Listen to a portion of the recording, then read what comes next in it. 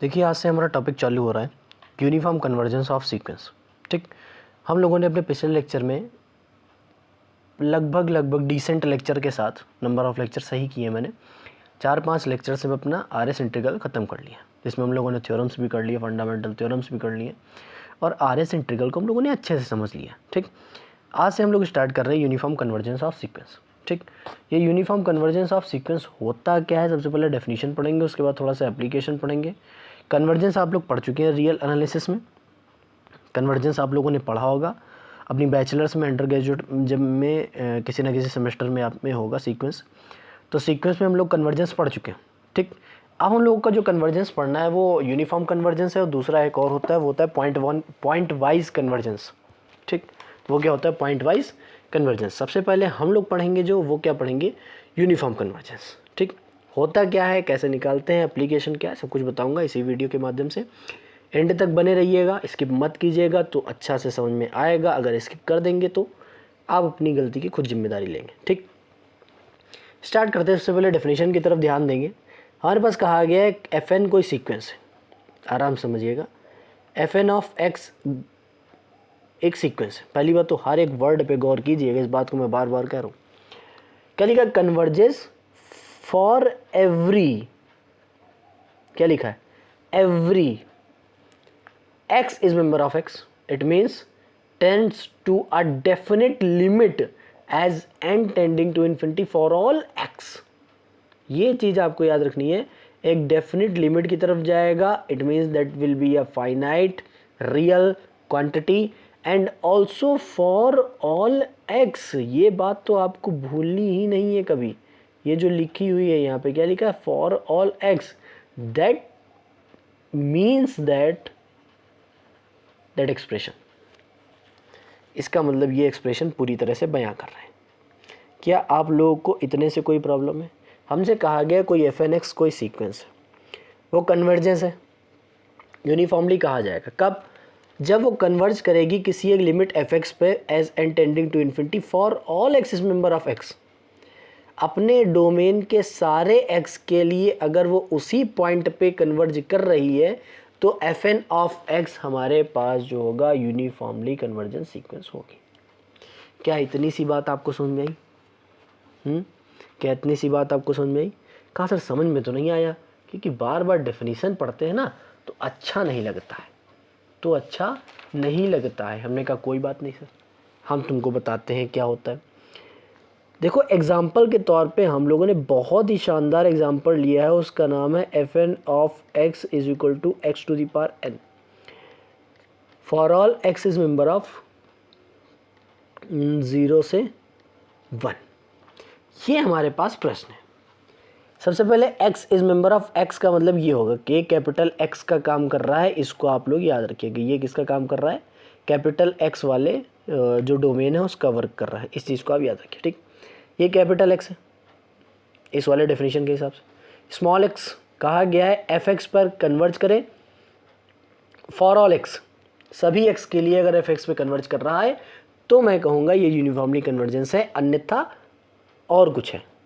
क्या है वो मैं बता रहा हूँ। ठीक, सबसे पहले हमने अपनी सुविधा के अनुसार, मेरी बात सुन लीजिएगा, हमने अपनी सुविधा के अनुसार इसको 3 रीजन में डिवाइड किया। कैसे किया वो अभी अब खुद जान जाएंगे। x इज इक्वल टू 0 एक सेट है, union x is member of 0 से 1 एक सेट है, union x is equal to 1 है। कुल मिला के ये सिंगलटन सेट है और ये एक सिंगलटन सेट है।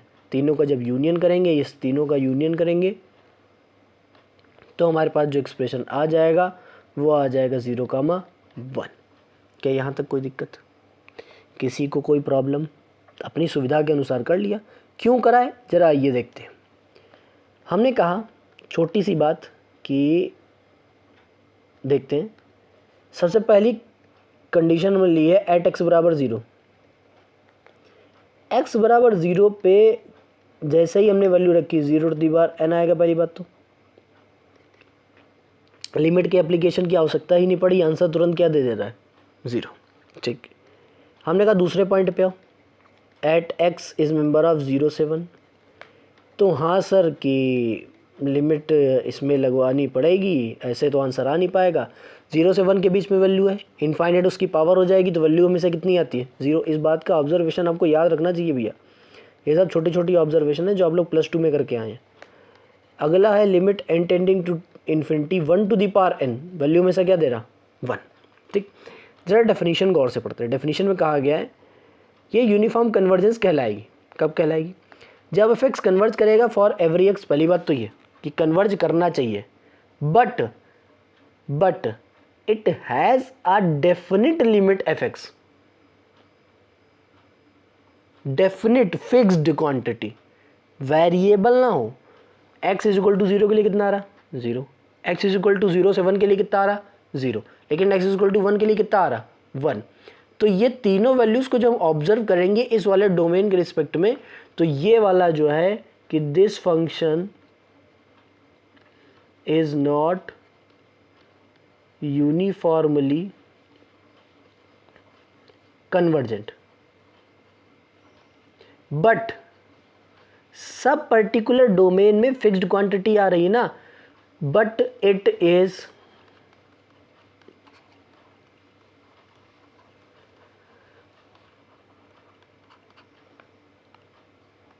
Point wise convergent, but it is point wise convergent. Point wise मतलब इतने डोमेन के लिए ये आ रहा है, इतने डोमेन के लिए ये आ रहा है, इतने डोमेन के लिए ये आ रहा, that is point wise convergence, कि ये पॉइंट ये पॉइंट ये पॉइंट ये पॉइंट, ऐसे पॉइंट वाइज कन्वर्जेंस।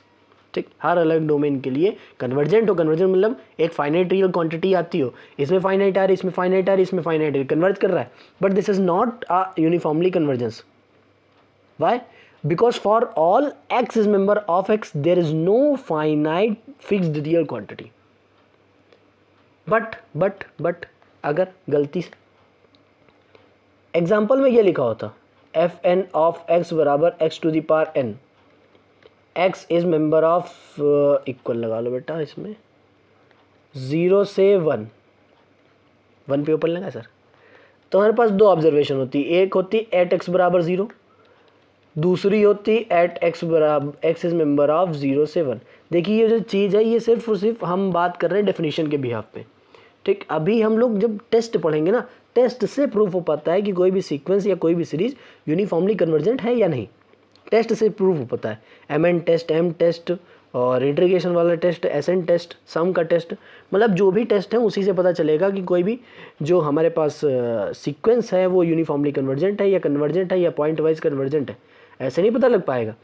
अब जैसे इस वाले क्वेश्चन की बात कीजिए, हमने x बराबर 0 की बात की, तुम्हारे पास एक्सप्रेशन आएगा limit n tending to infinity 0 की पावर n, वैल्यू कितनी आएगी 0। इसमें लेके लिखेंगे it gives 0 without application of limit. इसमें लेकिन जो लिमिट वैल्यू आई है इसमें लिमिट का कोई भी एप्लीकेशन नहीं हुआ है। इसमें क्या हुआ है, limit n tending to infinity x to the power n, इसमें लिमिट का एप्लीकेशन हुआ है और ये 0 दे रहा है with the help of application of limit, with the help of application of limit.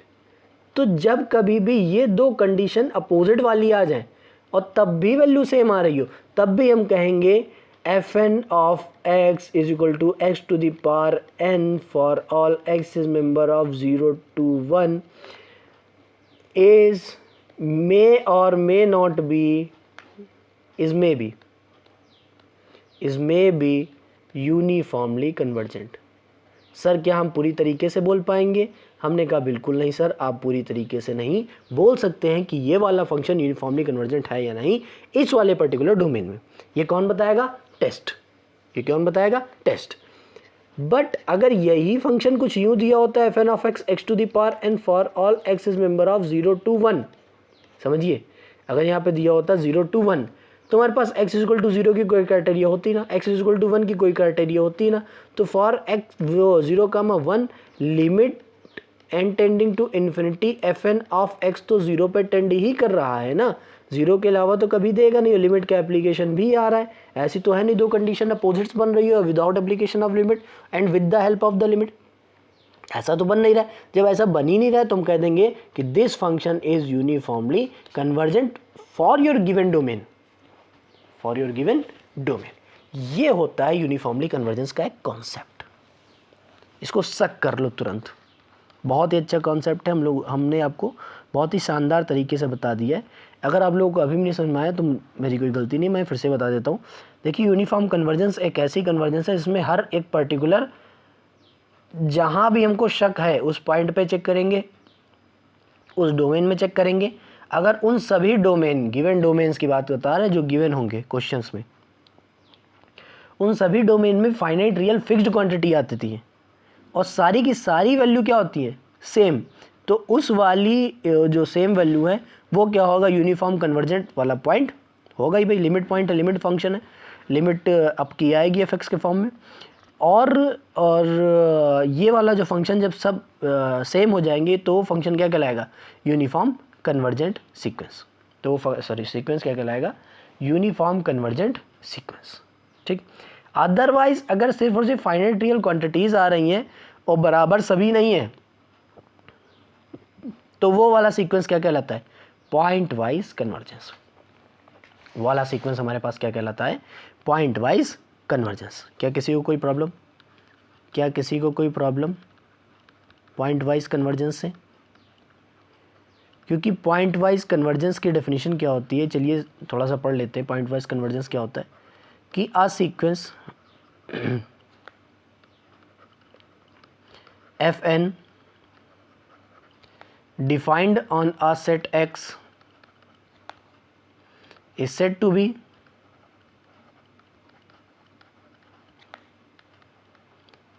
converges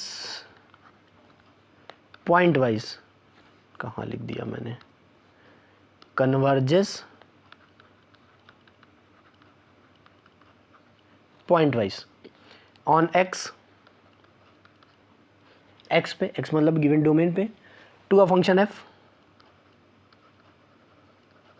function f, if limit n tending to infinity f N of x is equal to f of x for all small x in member of capital x. ठीक। जहाँ पे ये जो कहलाता है ये कहलाता है लिमिट फंक्शन। इस बात को आप याद रखिएगा कि ये जो एफ एक्स कहलाएगा ना ये क्या कहलाता है, लिमिट फंक्शन। क्या किसी को कोई प्रॉब्लम, किसी को कोई प्रॉब्लम? आप कह रहे हो कि दोनों की डेफिनेशन नहीं सर, यहाँ पे आपको वर्ड्स का खेल समझ में आना चाहिए। क्या लिखा है इसीलिए बॉक्स में बंद किया, फॉर एवरी एक्स। क्या लिखा है, फॉर एवरी एक्स। क्या यहाँ पे कुछ लिखा है, नहीं। क्या लिखा है यहाँ पे, नहीं। अपने पर्टिकुलर एक्स की बात बता रहा हूँ, अपने पर्टिकुलर एक्स की बात बता रहा, जहाँ पे वो लिमिट निकाली गई है, जहाँ पे वो लिमिट निकाली गई है। यहाँ पे हम x1 भी कह सकते हैं, यहाँ पे x भी कह सकते हैं। हमने ये थोड़ी ना कहा यहाँ पे कि यूनिफॉर्म कन्वर्जेंस है तो पॉइंट वाइज नहीं होगा, ये पॉइंट वाइज भी है और यूनिफॉर्म भी है। Every uniform convergence is a point wise convergence but converge need not be true, but converge need not be true. ये कंडीशंस होती है अपनी यूनिफॉर्म कन्वर्जेंस में, ये कंडीशंस होती है यूनिफॉर्म कन्वर्जेंस में। ठीक। सम की बात आज मैं नहीं बता रहा हूँ, सिर्फ और सिर्फ बता रहा हूँ अपने यूनिफॉर्म कन्वर्जेंस किसकी, सीक्वेंस की, सिर्फ और सिर्फ इसी की बात मैं बता रहा हूँ।